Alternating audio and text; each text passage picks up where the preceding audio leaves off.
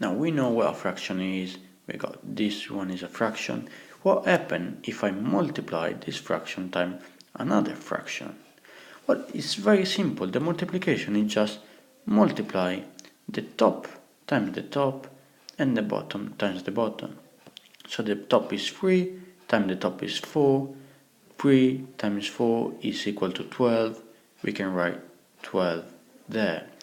Then we do the bottom 2 times the other bottom 3. So 2 times 3 is 6. I just write it 6 there. Now, can we simplify 12 and 6? Yes, we find the highest common factor. That is 6. How do I know that the highest common factor of 12 and 6 is 6?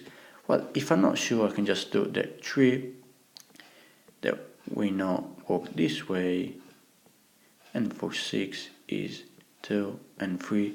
We look whatever is in common. We got a 2 and a 3, a 2 and a 3 there.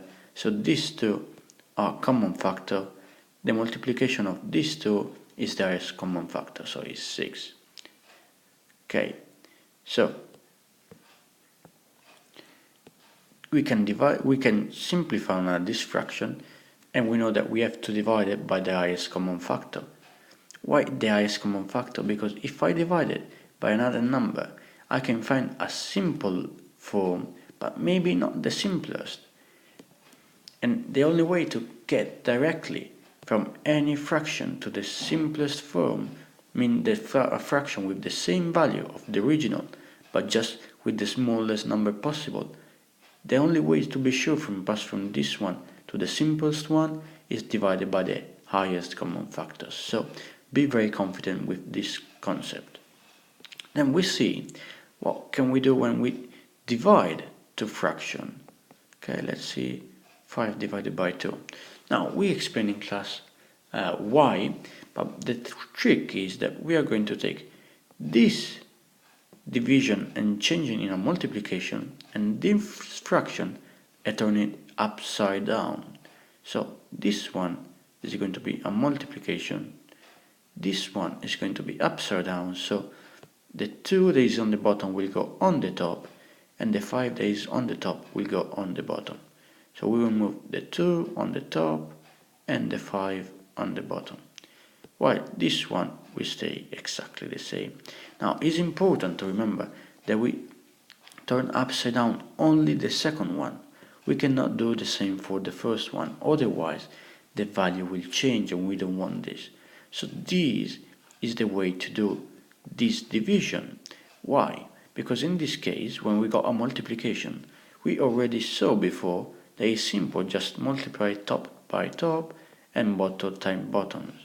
So our tops are 4 and 2, so what we can do is 4 times 2 is 8, 3 times 5 is our bottom, so 3 times 5 is 15, we get to our solution. Now should we ask ourselves, can we simplify this, or this is already the simplest fraction possible? Well, let's see, we just find the highest common factor of 8 and 15. 8 we divided by 2, we get 4, and 2 again, 15 we divided by 3 and we get 5. So look, these are the common factor of 8, 2, 2 and 2. 3 and 5 are the common factor of 15. There are some common factor? No, because we got 2, 2, 2, 3 and 5, nothing is in common between these two. So this is actually our simplest form. So we don't need this, alright?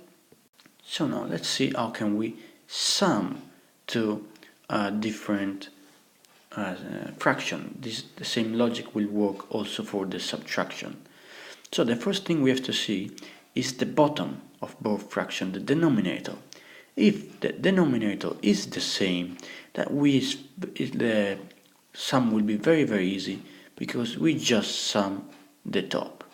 So in this case we got 5 and 3, but first of all we see that the denominator is the same, 2 and 2, so the denominator will remain 2, and then we do 5 plus 3, they are the two denominator, we sum them together, 5 plus 3 is 8, so we got 8 over 2. Can we simplify? Yes, divided by 2, that's the highest common factor, and we got 4 over 1, or 4 if you prefer. Now, the complicated part is when we got the denominator different. Now, a way to do that is to find the lowest common multiple and work with that. But if you're not sure how to find the lowest common multiple, we are not going to see this in this video. So we can just use the TP. The TP is this line, and every line means a multiplication. So we multiply 4 times 2, the two bottom together, and then we multiply this bottom times this top, and this top bottom times this top. So if we do the operation 2 times 4, our new bottom would be 8.